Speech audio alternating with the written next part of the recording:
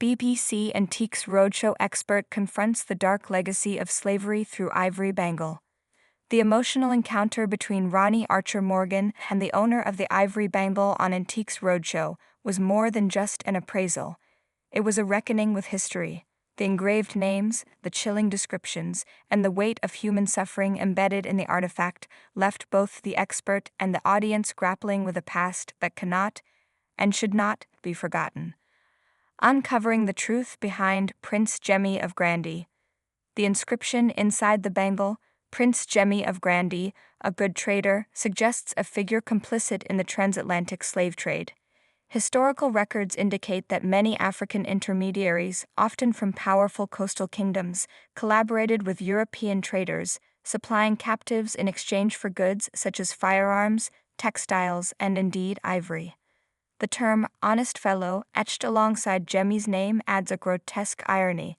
What constituted honesty in a trade built on deception, violence, and human suffering? Research into the name Prince Jemmy of Grandy points toward the Niger Delta region, where the Kingdom of Bonny was a major hub in the 18th century slave trade. Local rulers, sometimes referred to as princes by European traders, played a key role in supplying enslaved people to ships like the Anna, which the bangle references.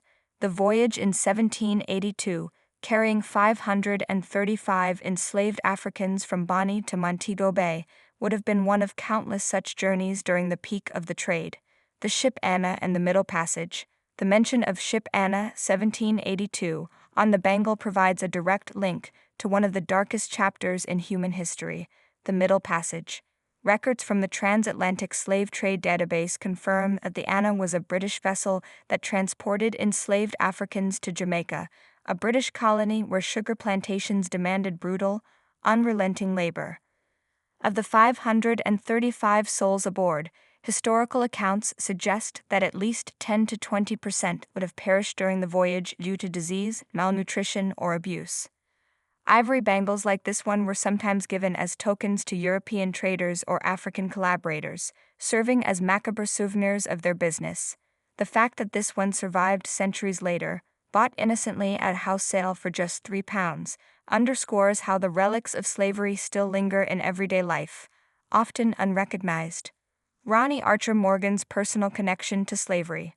Archer Morgan's emotional response was deeply rooted in his own ancestry. His revelation that his great-grandmother was a returned slave from Nova Scotia, who resettled in Freetown, Sierra Leone, ties him directly to the legacy of the transatlantic slave trade. After the American Revolution, thousands of formerly enslaved people who had fought for the British were relocated to Nova Scotia. However, facing harsh conditions and discrimination, many were later repatriated to Sierra Leone under the auspices of the British abolitionist movement. Freetown, founded as a settlement for these Black loyalists, became a symbol of both freedom and the unresolved trauma of displacement. For Archer Morgan, the bangle was not just an artifact, it was a tangible connection to the suffering of his ancestors. His refusal to place a monetary value on it was a moral stance, a rejection of commodifying human misery.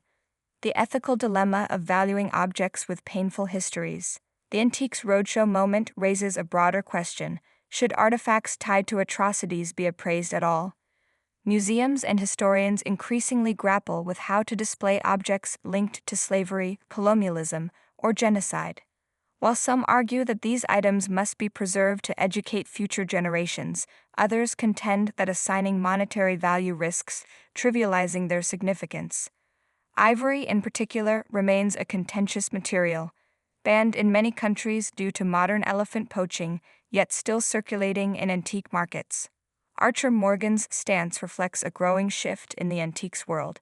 Some histories are too painful to price. Instead, their value lies in the stories they tell and the conversations they provoke. The guest's journey, from curiosity to historical responsibility. The bangle's owner, who had initially purchased it out of curiosity, found herself confronting a moral obligation. Her willingness to research Prince Jemmy and the Anna demonstrates how personal artifacts can become gateways to historical accountability.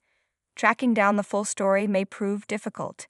Many records from the slave trade were deliberately destroyed or remain fragmented. However, Historians suggest that local archives in Nigeria, Jamaica, and British maritime records could hold clues. If Prince Jemmy of Grandy was indeed a known figure, his name might appear in colonial trade logs or abolitionist reports. A call to remember, not to profit.